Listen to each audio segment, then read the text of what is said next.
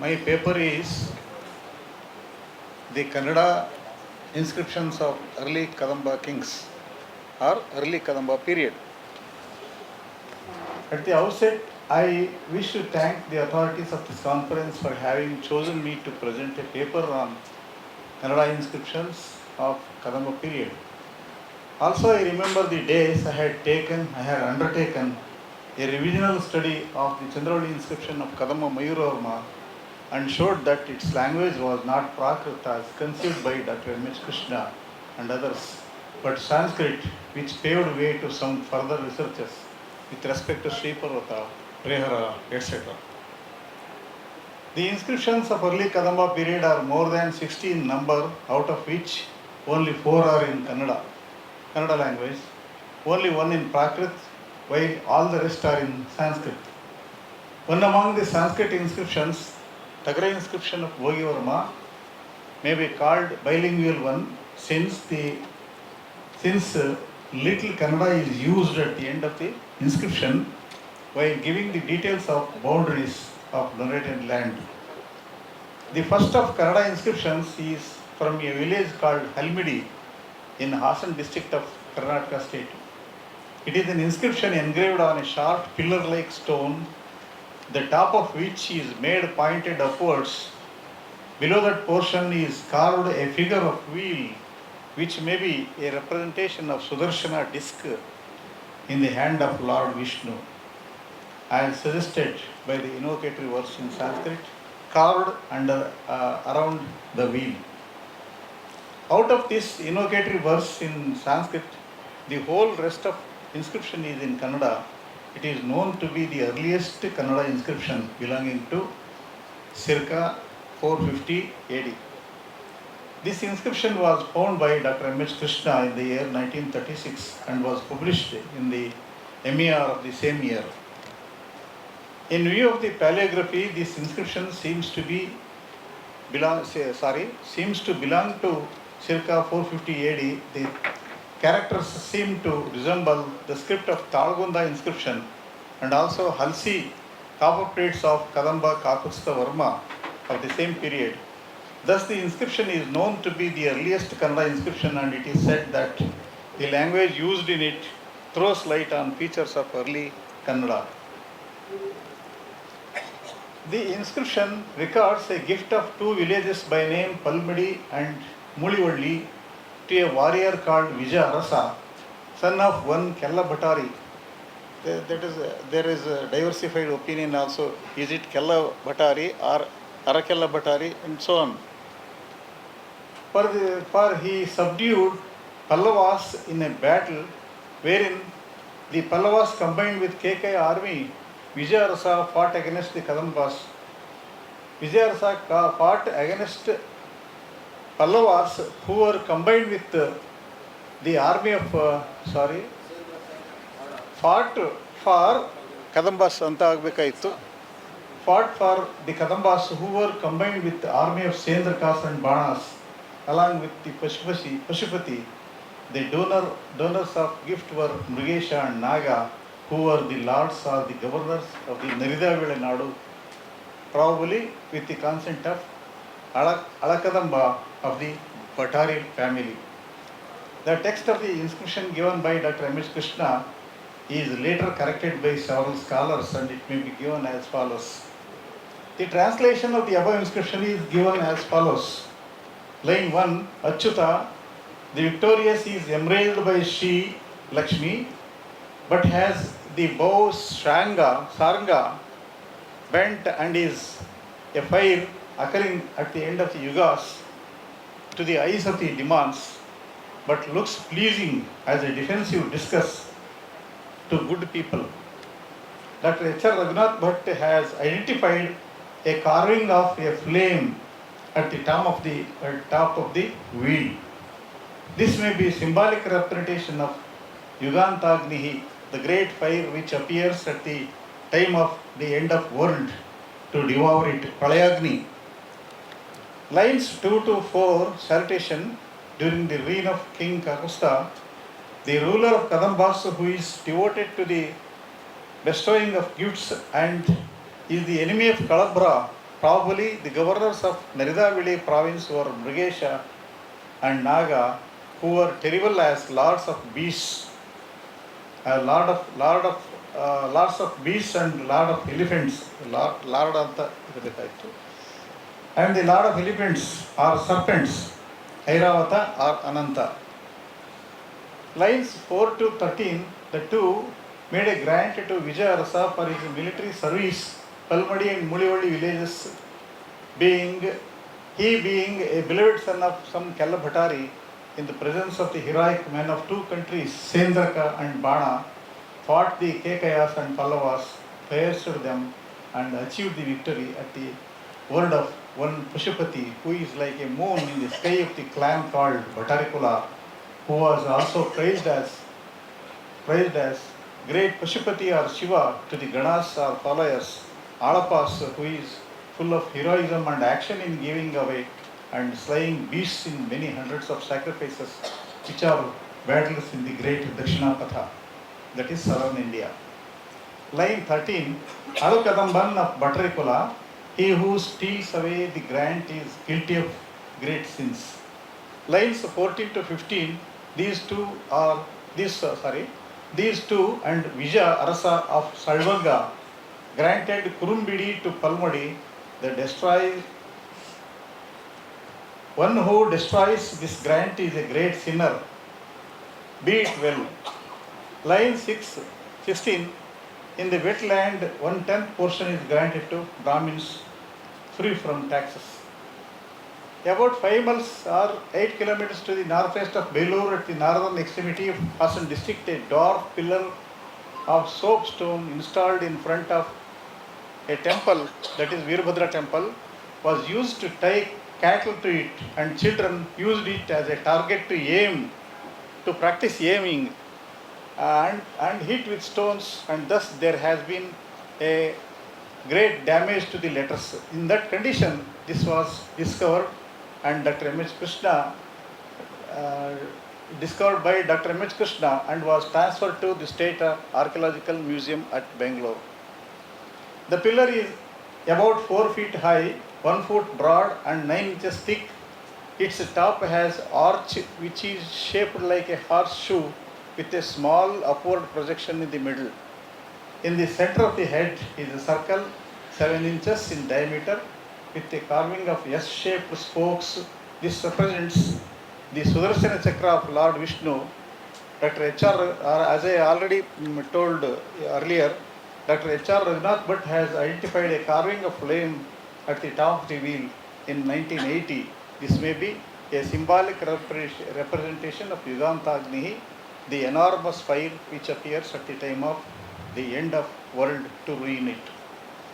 Dr. M.H. Krishna and other scholars have discussed on paleography of the inscription, and I feel it is not necessary to describe the same as it becomes a repetition. The first line of the inscription engraved around the wheel at the top is in Sanskrit and the rest entirely in Kannada. This Kannada is called archaic Kannada. So it may be well claimed that Halmidi inscription is the earliest undisputed document still now known in Kannada. It is said that a detailed study of the Halmidi record would be an important contribution to the history of Kannada language. To say about the language, it is said that the language of inscription is what has been called by B.L. Rice and R. Narasimhachar primitive old Kannada or Purvada Halagannada. But the term primitive would be inapplicable to the elegant, expressive and polished language which appears in the record. It is a grant made by high state officers assisted by pandits but set up in a village. It is sad that its 16 lines contain only about 16 small Kannada words. Sanskrit words and compounds are freely used with Kannada terminations and in company of Kannada words as in the high class classical works of later times.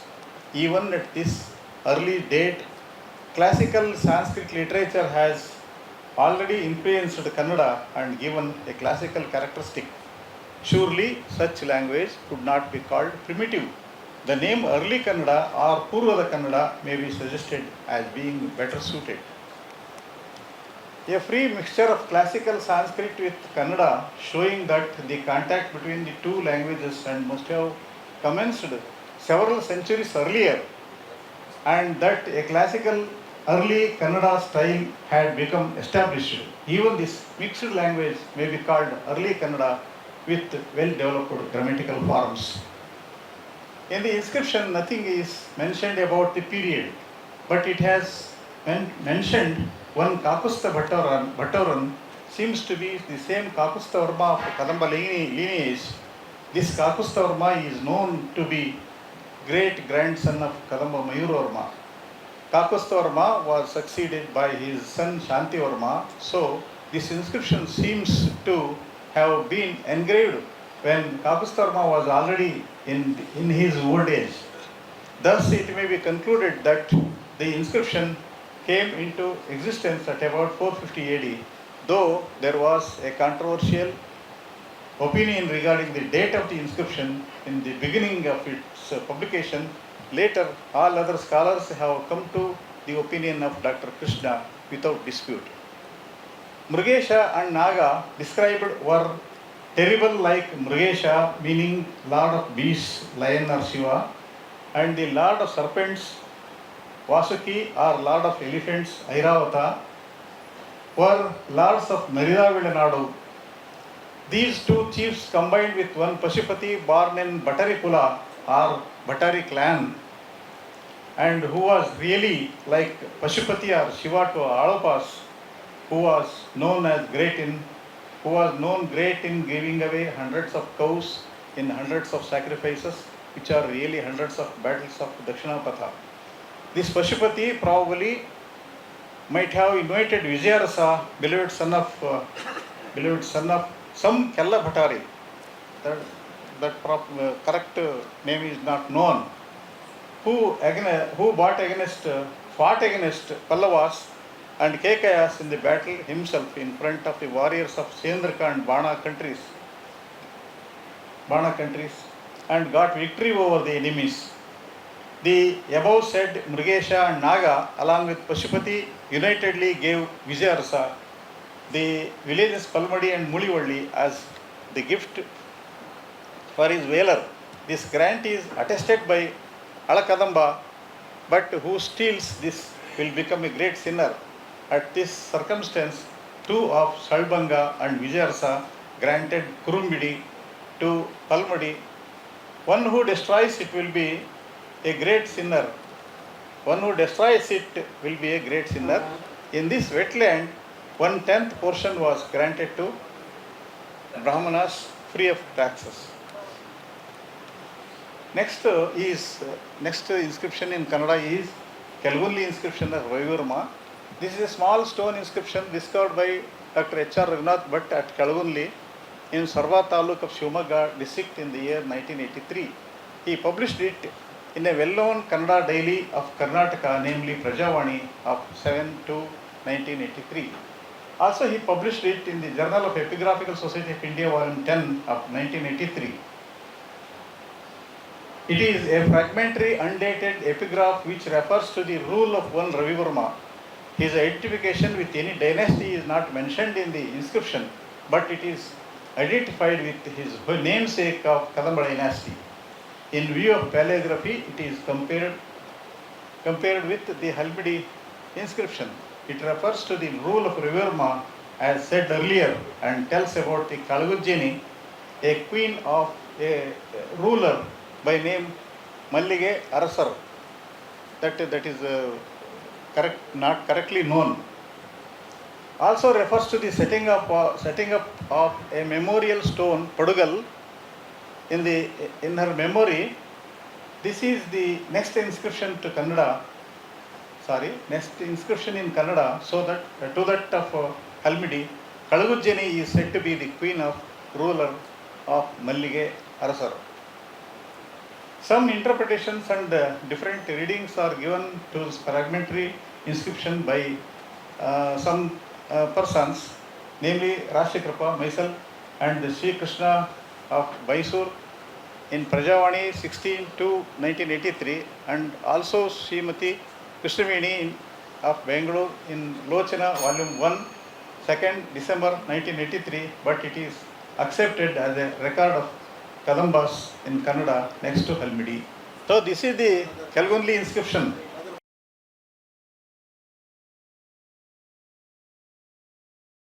Translation you can read on the screen itself, then I shall proceed. Okay. This is complete inscription of Ajavarma.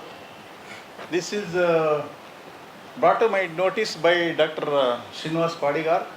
It is a fragmentary inscription in Kannada engraved on a broken pillar near a village called Kampli in Yellapur Taluk of North Kannada district. Its first line is damaged. It is an undated record, calligraphically assigned to the later part of 6th century AD. It contains 10 lines which state that a village, Moriyavalli, is given by one Dharma Senavara, free from all encumbrances, and village Kampli by Ajavarma, son of Maharaja, as a gift to God. So this was brought to light by Dr. M. Jairam Sharma in EI, Epigraphy Indica, volume 39. And Simha Katanjana inscription of Talgunda. This is the last one. This is the fourth Kannada inscription of Kadamba period. In recent years, one inscription found at Talgunda is making more sound in almost all media. It is called Simha Katanjana inscription. It is claimed to be an inscription earlier to one found at Halmidi. It was found inside the ground in front of Pranavishwara temple of Talgunda. Its period is claimed to be circa 375 or so. It may be accepted that its language is Kannada, but it is not definite that it belongs to circa 375 or so. In addition to this, to our surprise, we can see only some scattered spare letters and some incomplete words which cannot form a sentence to give considerable meaning. So, there is not even a single sentence in the inscription. One Chandraditya, a personal name, occurs in it, which has no proper identification. Some letters are imagined to be parts of some words, and uncertain meaning is attributed to them. For example, a word Halmi is considered to mean a land which is not plowed or cultivated, which we do not find such a word in Sanskrit or Old Kannada. Therefore, we have to say that it is a Kannada inscription whose grammatical features and its period are yet to be properly studied and confirmed in a right way. But very sad thing is that the inscription is not available to anybody to see or study, because it is mercilessly buried again inside the ground for reason best known to those who have done so. In the same way, some other inscriptions are also being claimed to be the earlier ones than that of Halmidi, but here there is no scope for such discussion, but all of them are not really earlier than the one found at Halmidi. In a nutshell, it may be said that the relevant discussion is done by me in Kannada elsewhere. So thank you very much.